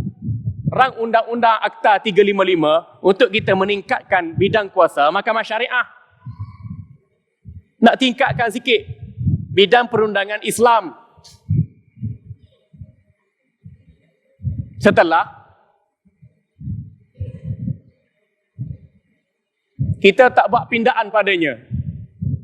Paling akhir pindaan dibuat pada tahun 1985. Dan sekarang ni 2016, esok lusa nak masuk 2017. Lebih 32 tahun dah tuan-tuan, undang-undang syariah tak dipinda. Jadi Tok Guru Haji Hadi bawa bacaan di Parlimen sebagai rang undang-undang persendirian. Dan sekarang ni Alhamdulillah Perdana Menteri umumkan pada media bahawa kerajaan akan ambil alih bacaan rang undang-undang berkenaan bagi meningkatkan bidang kuasa Mahkamah Syariah. Mahkamah Syariah ni untuk orang Islam, tentang kepentingan umat Islam. Yang ahli Parlimen bukan Islam nak pertikai buat apa?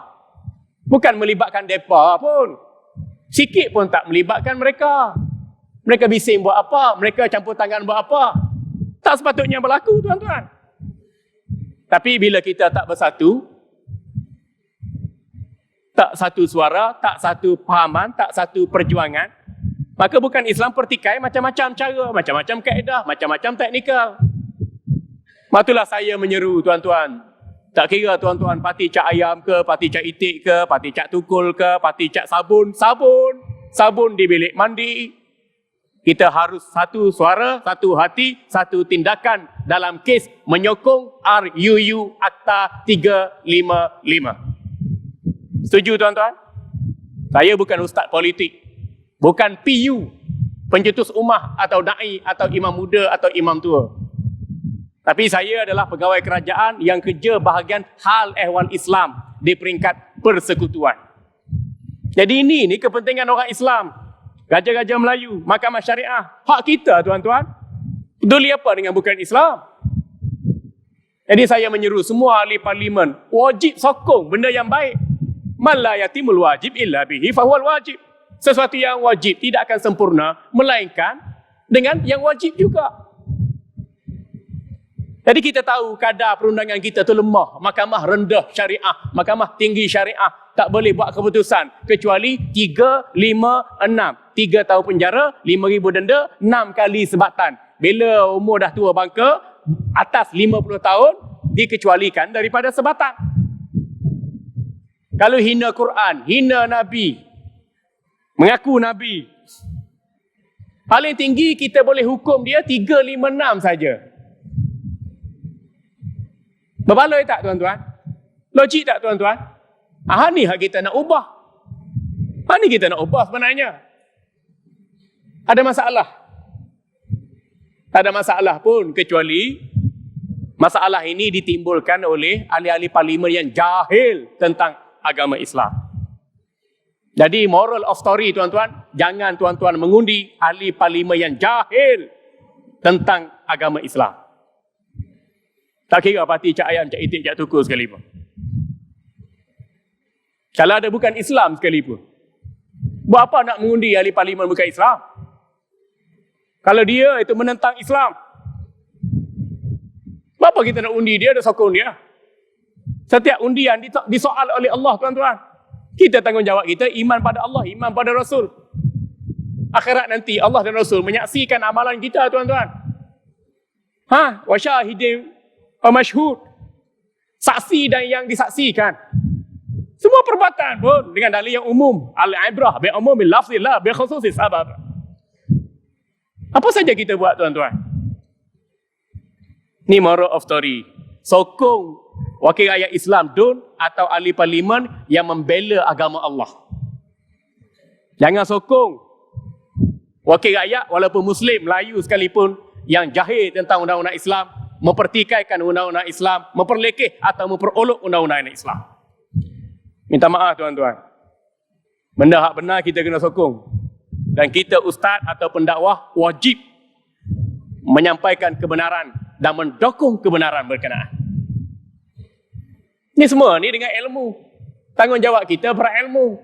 Ilmu akidah Ahlussunnah wal Jamaah. Ilmu bersendikan syariat Islam. Alhamdulillah. Dalam bab fiqh kita tahu wajib, kita tahu sunat, tahu haram, tahu makruh. Hak paling mudah rujuk alim ulama. Hak paling mudah ikut fatwa Negeri Selangor. Selesai masalah. Masalah pendidikan, masalah keuangan, masalah Al-Quran, masalah agama, masalah hukum hakam dan fatwa. Rujuklah fatwa Mufti Selangor, alhamdulillah. Tengok dalam akidah, kita ada fatwa. Arkam tu menyeleweng. Hizbut Tahrir tu menyeleweng. Ajaran Islam jamaah ataupun negara Islam Indonesia, NII, Pemuda Kafi, menyeleweng, ikut fatwa kita. Alhamdulillah, bukan Datuk Mufti seorang pun yang buat fatwa tu. Tapi ada ahli-ahli majlis fatwa peringkat negeri Selangor, kita bersidang, kita bincang, kita cari keputusan. Alhamdulillah. Hadirin muslimin yang dirahmati Allah. Tanggungjawab kita yang ketiga ialah beramal. Apa saja yang wajib kita lakukan sebaik mungkin. Sembahyang wajib, puasa wajib, zakat wajib, tutup aurat wajib, makan halal wajib. Ubat-ubatan yang halal pun wajib. Kosmetik yang halal, barang kepenggunaan yang halal wajib. Selain daripada hak wajib, bawah sikit adalah hak sunat. Solat sunat, puasa sunat, sedekah sunat, wakaf sunat, zikir sunat, wirid sunat, bersunat. Itu berkhatan, tuan-tuan. Khatan kita wajib, tuan-tuan. Khatan dalam mazhab kita wajib. Ya? Termasuk wanita, wajib dia khatan. Dalam mazhab kita, mazhab Syafi'i. Ada juga pandangan kata tak wajib, tapi kita ikut di Selangor ni mazhab Syafi'i. Alhamdulillah. Benda wajib kita jadikan dasar kehidupan. Itu tanggungjawab kita dengan Allah. Benda sunat kita dianjur untuk melakukannya. Mayusabu ala fi'lihi wa la yu'aqabu ala tarkihi. Satu lagi tuan-tuan hadirin yang dirahmati Allah, benda harus. Harus untuk kita nak beli, ke nak jual, ke nak guna, ke nak sewa, ke nak pajar, harus. Walaupun benda tu harus, jangan ambil secara berlebih-lebihan. Alhamdulillah. Biar ada perasaan sabar, zuhud, warak sikit dan bersyukur. Alhamdulillah. Benda makruh, kita digalakkan untuk tinggal benda makruh. Ya, digalakkan untuk tinggal. Benda haram, tinggal secara langsung benda haram. Judi haram, zina haram, ngumpat haram, caci maki haram. Ni sebar fitnah pun haram. Dengan Facebook, dengan Twitter, dengan Instagram, dengan WeChat, dengan WhatsApp. Ada yang terbaru tuan-tuan, ada orang edar surat palsu. Kononnya Yang Amat Berhormat Timbalan Perdana Menteri buat kabinet bayangan baru dan edar surat supaya PM letak jawatan. Kan dapat kan? WhatsApp dalam Telegram kan? Dia hantar. Lepas tu dia buat oleh Dr. Ahmad Zahid Hamidi, dia tiru tanda tangan. Sebab nak pecah belah antara pemimpin. Nak fitnah antara pemimpin. Tak ada kerja ni. Ni orang yang zalim, orang yang hasad dengki, orang yang mengamalkan politik kepartian yang terdesak. Buat fitnah macam-macam. Allah Rabbi la ilaha illallah. Kita pun baca sebar, baca forward. Baca share, tersebar fitnah. Dalam saham dosa itu kita dapat sekali. Nabi SAW bersabda, kafa bil mar'i kaziban an yuhaddisa bi kulli ma sami'ah. Atau dalam hadis yang lain, kafa bil mar'i isman an yuhaddisa bi kulli ma sami'ah. Maksudnya cukup seorang itu berdosa bila dia forward apa yang dia dengar. Hantar video, dosalah kita. Tak tahu benda betul salah, tak periksa, tak tabayun. Ada orang tu bukan nak tabayun, dia tibayun. Dia tibai dulu, baru dia yun. Dia tibai, dia hayun. Itu tibayun. Al-Quran suruh kita tabayun, selidik dulu, periksa dulu. Baik ke buruk, betul ke salah, benar ke tidak, dosa pahala ke syurga ke neraka. Itu tabayun. Banyak orang kita ni tibai, yun. Dia hayun. Jangan begitu tuan-tuan. Kita ingat, kita ni ada iman, ada ilmu, dan amalan kita dinilai oleh Allah. Malaikat Raqib Atid mencatat segala perbuatan kita, kata-kata kita, perbuatan kita. Dia letak dalam satu rekod, dan rekod itu kita akan ambil dengan Allah di akhirat. Ambil dengan tangan kanan, bahagialah hidup kita. Syurga yang menanti di sana. Ambil dengan tangan kiri, celakalah hidup kita. Neraka yang bersedia untuk mengazab kita. Allah. Ini tanggungjawab kita tuan-tuan. Ingat, ilmu, iman, amal. Satu lagi tanggungjawab kita umat Nabi SAW, takwa pada Allah. Kita banyak takwa pada bini. TB, takut bini.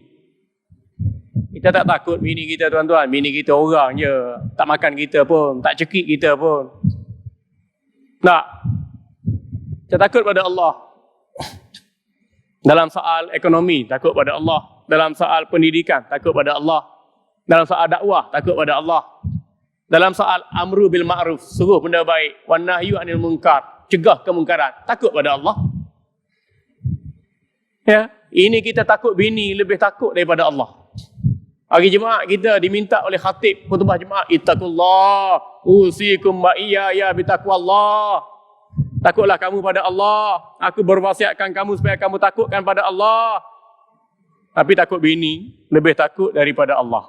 Tak betul. Bagaimana kalau berlaku dalam sebuah negeri pasti berdengung tuan-tuan. Raja takut bini, Perdana Menteri takut bini, Menteri Kabinet takut bini, Ustaz pun takut bini, Tok Imam takut bini, Tok Qadi takut bini. Habis bini takut siapa? Bagaimana? Itu negeri pasir berdengung. Kalau negeri pasir dua butil pula, gitu juga keadaan dia. Rusaklah. Nafsu bermaharajalela. Mak manusia, hamba pada manusia. Manusia hanya takut pada manusia, tak takut pada Allah. Ini tanggungjawab kita tuan-tuan, tanggungjawab kita. Takut pada Allah. Jadi diingatkan begitu dalam Al-Quran. Bahkan menjadi rukun khutbah. Takut pada Allah. Orang Melayu, orang Cina, orang Arab, orang Inggeris, cerdik ke pandai, orang kaya, orang miskin. Orang mulia, orang hina. Orang Bangla, orang Nepal, orang Myanmar, orang Hia pun takut pada Allah. Itu kaedah kita dah. Jadi, ringkasnya tuan-tuan, pada tajuk yang diberikan, apa tanggungjawab kita?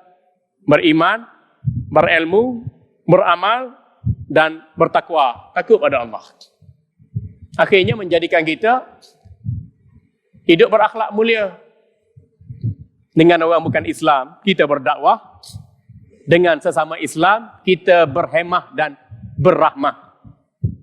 Itulah mahabbah atas ajaran Ahlus Sunnah wal Jamaah. Alhamdulillah. Tuan-tuan hadirin yang dirahmati Allah, saya rasa cukup sekadar tu yang saya kongsikan pada malam ini tuan-tuan. Itu pun dah panjang dah, hampir 1.5 jam tuan-tuan. Alhamdulillah. Nak tengok nampak 1 jam je, sampai 1.5 jam tuan-tuan. Inilah payah nak berhenti tuan-tuan. Macam tuan-tuan tengok bola, payah nak berhenti. Akhir sekali ngadir tiup wisil, baru berhenti. Ini nasib baik, pengurus masjid tak tiup wisil. Jadi sebelum pengurus tiup wisil, ataupun cut off, kita dah berhenti. Alhamdulillah. Jadi harap-harap saya tuan-tuan fahamlah. Dua intisari yang kita sampaikan malam ini. Satu, kita bicara tentang dalil-dalil sambutan Maulidin Nabi sallallahu alaihi wasallam dan tata cara pengaplikasiannya merujuk pada fatwa negeri, khususnya negeri kita, negeri Selangor. Dan yang keduanya, kita merujuk pada tanggungjawab kita beriman, berilmu, beramal, bertakwa dan berakhlak mulia. Alhamdulillah tuan-tuan. Jadi kalau tuan-tuan ada nak tanya, ada nak marah, ada tak puas hati, ada nak bangkang, boleh tuan-tuan. Silakan.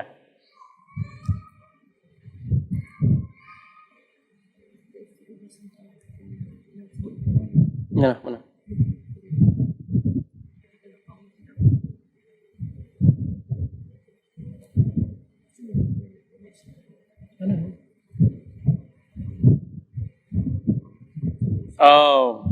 Ini ada soalan melalui media sosial.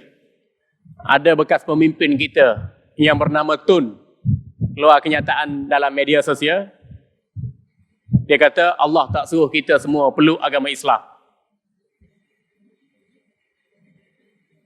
Betul tak kenyataan dia? Kalau betul kenyataan Tun, saya jawab, kenyataan ini tak betul. Kenyataan ini menyeleweng. Tak kira siapa pun ucap. Kalau orang kata Allah tak suruh kita semua peluk agama Islam, tak betul. Kenapa? Tadi surah Al-Anbiya. Wa ma arsalnaka illa rahmatan lil alamin. Rahmat. Rahmat yang paling besar ialah rahmat keimanan. Baik itu diutuskan Nabi, diutuskan Rasul sallallahu alaihi wasallam untuk beri kita rahmat keimanan yang besar. Habis yang tak beriman tu atas pilihan mereka. Fir'aun tak beriman dengan Nabi Musa AS? Tak. Begitu juga dengan tokoh-tokoh yang lain seperti Namrud, Qarun, Abu Lahab, Abu Jahal, Al-As bin Wa'il, Walid bin Mughirah dan lain-lain. Ya?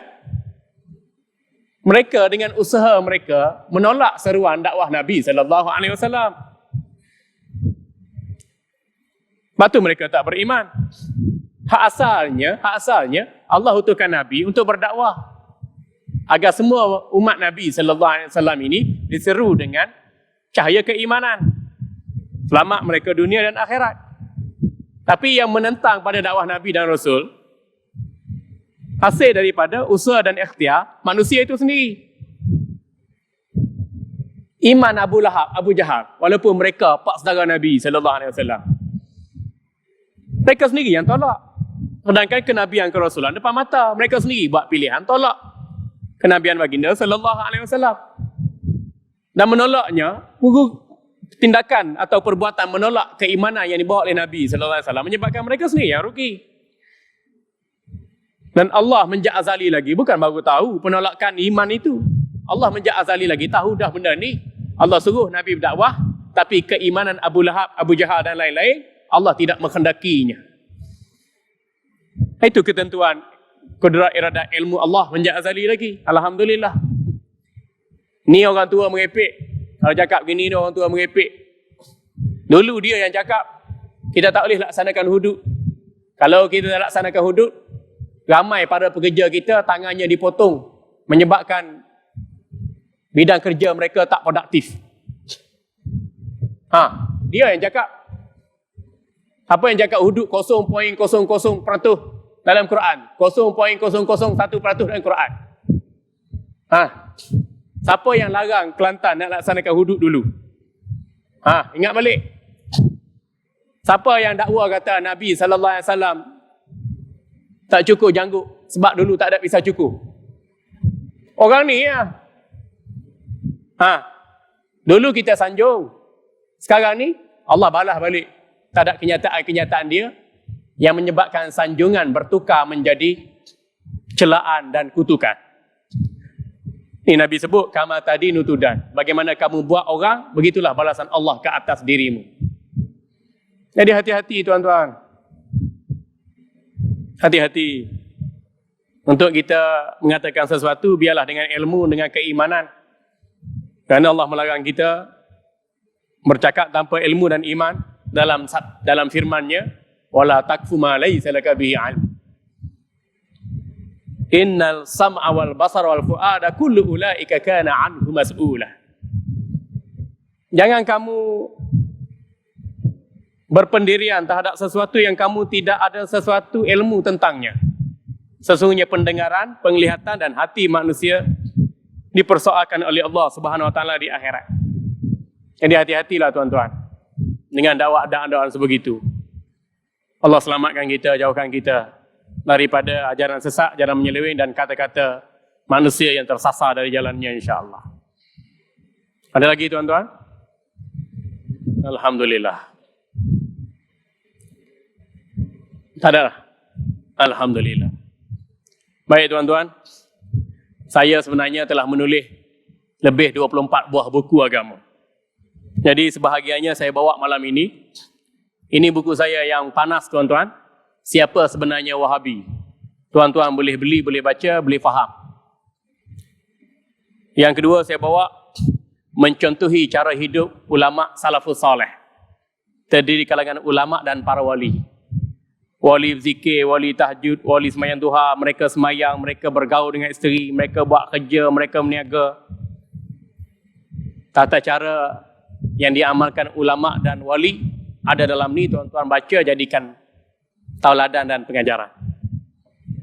Dan tuan-tuan juga boleh baca buku saya, Corak Ilmiah, Menyanggah Hujah Mufti Perlis. Menyanggah Hujah Mufti Perlis dalam bab bid'ah. Orang nak kata tu bid'ah Maulidul Rasul, bid'ah doa kunut, bid'ah nisfu Sya'ban, bid'ah doa awal akhir tahun, kita jawab balik hujah mereka satu persatu. Dan lain-lain ada lagi buku saya Tuan-tuan boleh beli, boleh baca. Harga murah-murah tuan-tuan. Pena dengan jualan akhir tahun. Ini bukan jual pun. Ini buat kerja-kerja dakwah tuan-tuan. Tuan-tuan ada duit sikit, bayar dengan sikit. Ada duit banyak, bayar banyak pun tak apa. Ada duit lebih, beri lebih pun tak apa. Sebab saya ustaz tuan-tuan, nak cetak balik buku-buku yang lain. InsyaAllah. Bukan kata tuan-tuan beli buku dengan saya jadi kaya. Ataupun tuan-tuan beli buku dengan saya kaya, saya senang. Saya nak kahwin dengan janda. Bukan. Atau nak jadi glamour, atau nak jadi wakil rakyat. Tidak tuan-tuan. Tapi ini kerja-kerja dakwah tuan-tuan. Kalau tuan-tuan orang semayang, orang mari masjid, orang dengar ceramah, tak beli buku agama, takkan kita nak suruh Lee Chong Wei beli buku agama? Takkanlah kita nak suruh Nicole and David baca buku agama? Tak munasabah tuan-tuan. Jadi tuan-tuan beli, baca, dapat ilmu, amalkan, itu lebih baik untuk kita. Kalau tuan-tuan tak ada duit, ambil free saja tuan-tuan, tak apa. Sempena dengan keputeraan Maulidin Nabi sallallahu alaihi wasallam. Juga sempena dengan keputeraan Duli Yang Maha Mulia Tuanku Sultan Selangor. Ambil free tak apa tuan-tuan. Tak ada masalah. Tapi kalau tuan-tuan ambil free semua, naya lah ustaz. Bayaran ikhlas tuan-tuan, bukan nak jual sangat, bayaran ikhlas. Kalau tuan-tuan pergi kedai, ni RM25. Ada harga kat belakang. Ni pun RM20. Kalau tuan-tuan beli kat kedai, ini RM25. Kalau dengan saya, bayar RM1 pun tak apa. Saya tak ada duit ustaz, ambil free ya, tak apa. Allah ganti kepada saya rezeki yang lain tuan-tuan. Ini bukan cakap pasal malam, atau di Tesco, atau di Giant. Ini cakap atas rumah Allah tuan-tuan. Allah jadi saksi. Jadi tuan-tuan, cukup sekadar itu saja. Terima kasih kepada Lembaga Pengurusan Masjid As-Salam, juga Tuan Pengurus, Al-Fadhil Ustaz Muhammad Akhir, bahagian dakwah, Al-Fadhil Ustaz Nur Salami, dan juga Jawatankuasa Pengurusan Masjid As-Salam. Alhamdulillah, pertemuan malam ini pertemuan yang bermanfaat. Mudah-mudahan apa yang kita dengar, kita faham, kita amalkan, menjadi bukti amalan kita diterima di akhirat. InsyaAllah. Saya minta ampun, minta maaf jikalau terkasar bahasa, tersilap bicara, atau berlawak tak sesuai dengan tempat dan majlis kita. Minta ampun, minta maaf hendaknya tuan-tuan. Yang penting sekali terdapat manfaat daripada majlis ilmu, ilmu yang bermanfaat, ilmu yang boleh kita amalkan untuk dunia dan kepentingan akhirat. Terima kasih kepada semua. Barakallahu fikum. Akhiran aku liqauli hadza astaghfirullahal azim li wa lakum. Wabillahi taufiq wal hidayah. Assalamualaikum warahmatullahi wabarakatuh.